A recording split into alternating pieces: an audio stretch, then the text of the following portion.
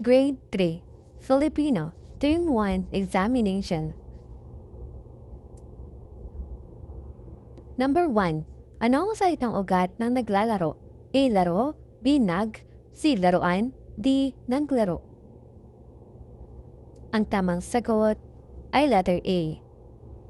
Laro. Number 2. Maagang gumising si Lino. Nagbihis siya, kumain ng almusal, at saka pumasok sa paaralan. Ano ang ginawa niya bago pumasok sa paaralan? A. Natulog siya, B. Kumain siya ng almusal, C. Naglaro siya sa labas, D. Umuwi siya sa bahay. Ang tamang sagot ay letter B. Kumain siya ng almusal.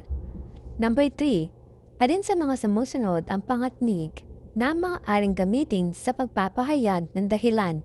A. Sapagkat, B. Mabilis, C. Masaya, D. Paaralan.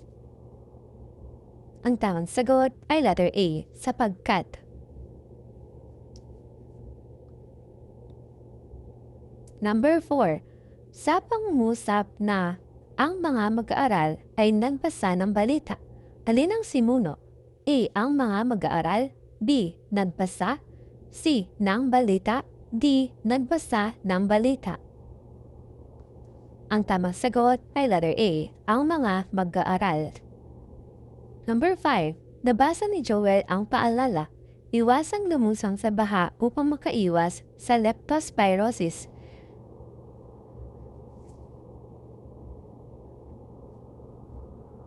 Ano ang dapat gawin ni Joel? A. Maglaro muna sa baha, B. Lumusong agad sa baha, C. Humanap ng ligtas na daan, D. Tumayo sa gitna ng baha. Ang tamang sagot ay letter C. Humanap ng ligtas na daan. Number 6. Alin ang hudyat ng pagsunod-sunod? A. Ngunit, B. Sapagkat, C. Pagkatapos, D. Dahil. Ang tamang sagot ay letter C. Pagkatapos. Number 7. Basahin ang teksto. Tuwing malakas ang ulan, maaaring tumaas ang tubig sa ilog. Inihahanda ng barangay ang evacuation center at pinaalalahanan ang mga pamilya na maghanda ng emergency bag. Ano ang pangunahing ideya ng teksto? A. Maraming ilog sa barangay, B. Kailangang maghanda kapag may malakas na ulan, C. Masayang pumunta sa evacuation center, D. Maraming gamit ang maaaring ilagay sa bag. Ang tamang sagot ay letter B.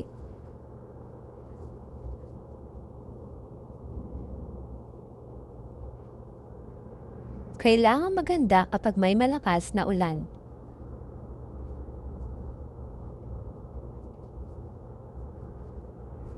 Number 8.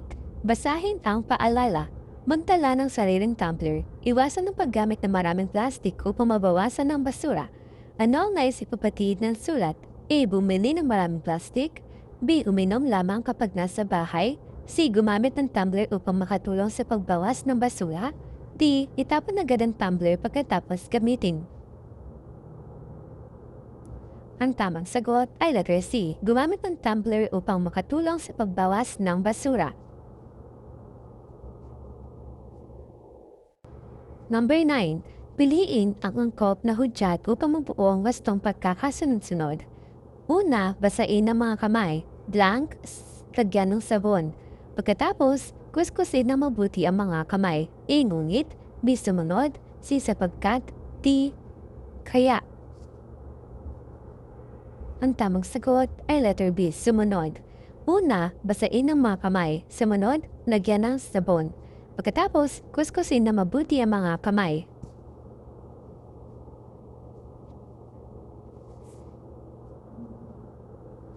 Number 10. Basahin ang dalawang teksto. Teksto A. Ang emergency bag ay maaaring lagyan ng tubig, flashlight, pagkain at gamot.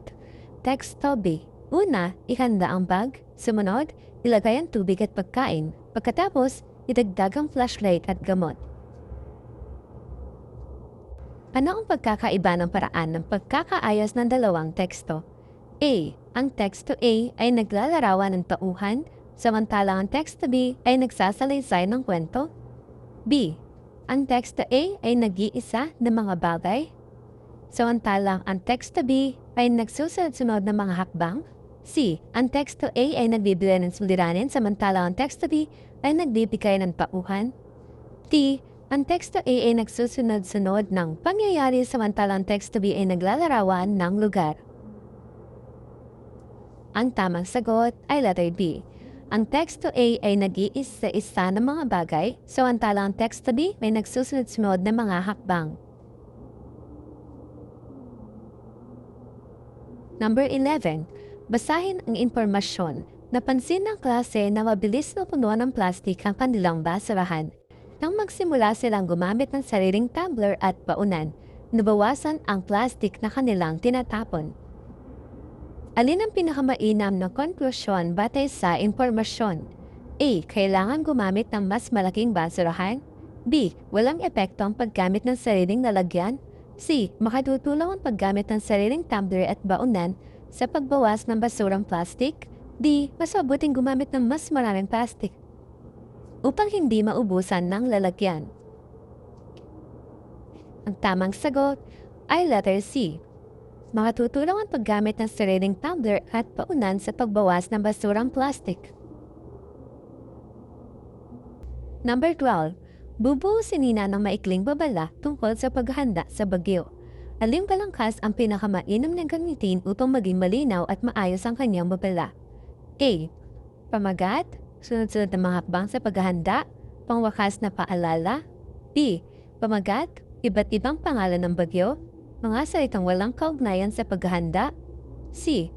Pamagat, mga hakbang sa paghahanda na halo-halong pagkakasunod-sunod. Isang tanong. D. Pamagat, mga hakbang sa pagluluto, pangwakas na paalala tungkol sa bagyo. Ang tamang sagot ay letter A. Pamagat, sunod-sunod na mga hakbang sa paghahanda, pangwakas na paalala.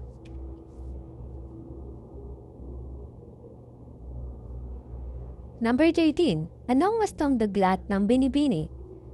A. BN, BBB, C. BPI, D. BNP. Ang tamang sagot ay letter B, 2 G. Number 14. Ilang linggong nagsanay si Mara para sa paligsahan. Nang tawagin ang kanyang pangalan, biglang nanalo. Napangiti siya at niyakap ang kanyang guro. Ano ang malamang na nararamdaman ni Mara? A. Galit, B. Takot, C. Tuwa, D. Hiya. Ang tamang sagot ay letter C, tuwa. Number 15. Nais humiram ni Carlo ng aklat sa librarian. Alin ang angkop niyang sabihin? A. Ibigay mo sa akin ang aklat. B. Pahiram man ang aklat. C. Magandang araw po. Maaari ko pang hiramin ang aklat na ito. D. Kukunin ko muna ang aklat na ito. Ang tamang sagot ay letter C. Magandang araw po. Maaari ko po bang hiramin ang aklat na ito?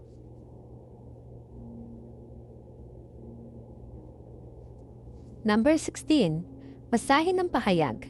Magandang hapon po, Ginang Santos. Maaari po ba akong magtanong tungkol sa proyekto? Aling dalawang bahagi ang nagpapakitang angkop ang pahayag sa pakikipag-usap ng guro or pakikipag-usap sa guro? A. Hapon at proyekto. B. Ginang Santos at paggamit ng po.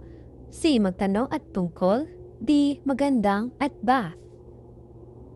Ang tamang sagot ay letter B, Ginang Santos at paggamit ng po.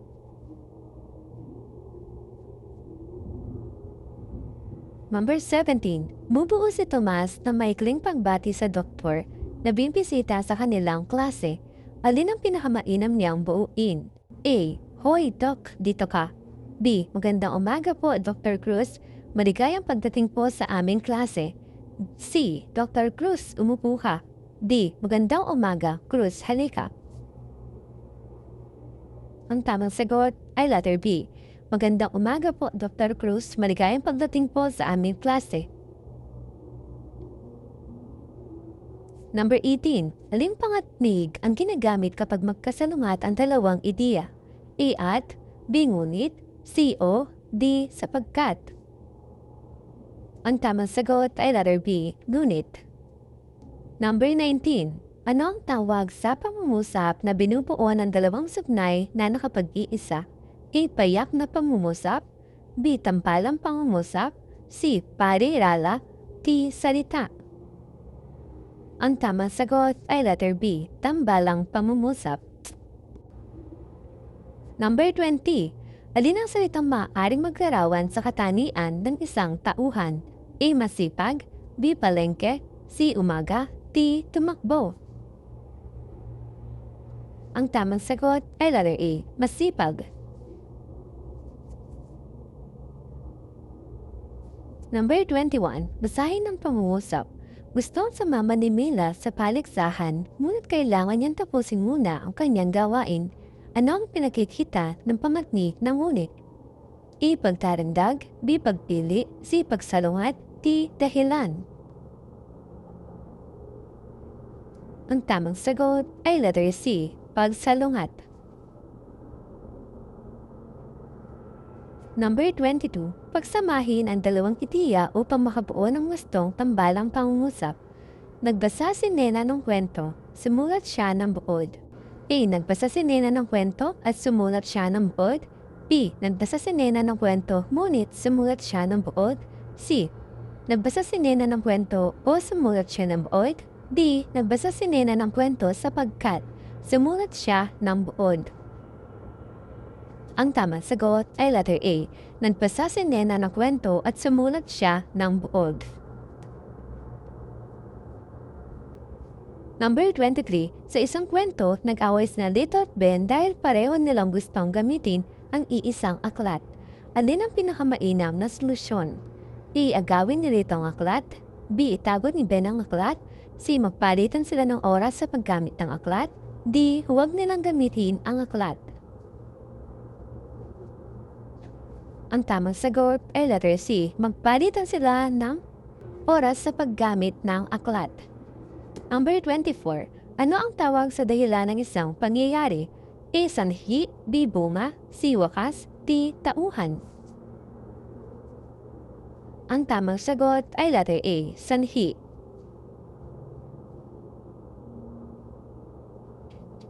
Number 25. Basahin ang pangungusap. Hindi umulan ng ilang linggo, kaya natuyo ang mga halaman. Ano ang bunga? Hindi umulan ng ilang linggo. B. Natuyo ang mga halaman. C. Dumami ang ulap. D. Lumakas ang hangin. Ang tamang sagot ay letter B. Natuyo ang mga halaman. Number 26. Piliin ang mangkok na pangatnig. Magtatanim kami ng puno, blank, nais naming makatulong sa pangangalaga ng kalikasan. A. Ngunit, B. Sapagkat, C. O, D. Samantala. Ang tamang sagot ay letter B. Sapagkat. Magtatanim kami ng puno sapagkat nais naming makatulong sa pangangalaga ng kalikasan.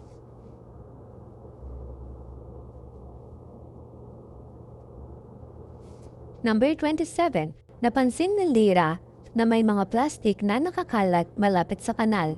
Alin ang kilos na nagpapakita ng paglalapat ng pangangalaga sa kalikasan? A. Iwan ng mga plastik sa daan. B. Itulak ang mga plastik papunta sa kanal. C. Pulutin ang mga plastik at ilagay sa tamang basurahan. D. Hintayin ibang tao ang maglinis. Ang tamang sagot ay letter C. Pulutin ang mga plastik at ilagay sa tamang basurahan. Number 28. Basahin ang pangungusap.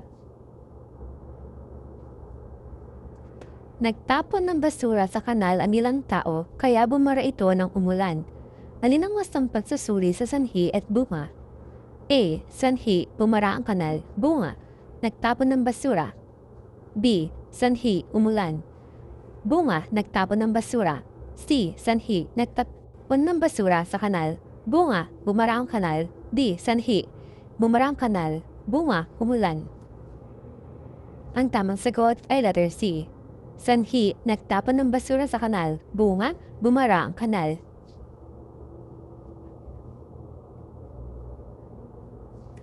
Number 29. Sa isang alamat, hindi inalagaan ng mga tao ang kanilang kapaligiran. Kalaunan, natuyo ang lupa at nawala ang ulan. Nang mangako silang aalagaan ng kalikasan, unti-unting bumuti ang kanilang pamayanan. Alin ang pinakamainam na aral mula sa pangyayari? A. Walang kaugnayan ng kilos ng tao sa kapaligiran. B. Mahalaga ang pangangalaga sa kalikasan dahil may bunga ang ating mga ginagawa. C. Dapat hintayin munang masira ang kapaligiran bago ito alagaan. D. Ang paggulan lamang ang mahalaga sa isang pamayanan. Ang tamang sagot ay letter B. Mahalaga ang pangangalaga sa kalikasan dahil may bunga ang ating mga ginagawa.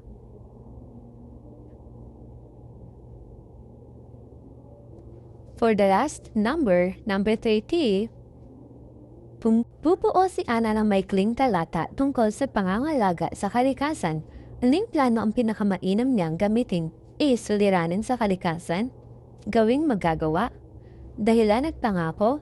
B. Paboritong pagkain. Larong gusto. Pangalan ng kaibigan. C. Mga itiyang walang kaugnayan. Halo-halong pangyayari. Walang wakas. D. Pamagat lamang. Isang salita. Walang paliwanag. Ang tamang sagot ay letter A. Suliranin sa kalikasan, gawaing magagawa, dahilan at pangako.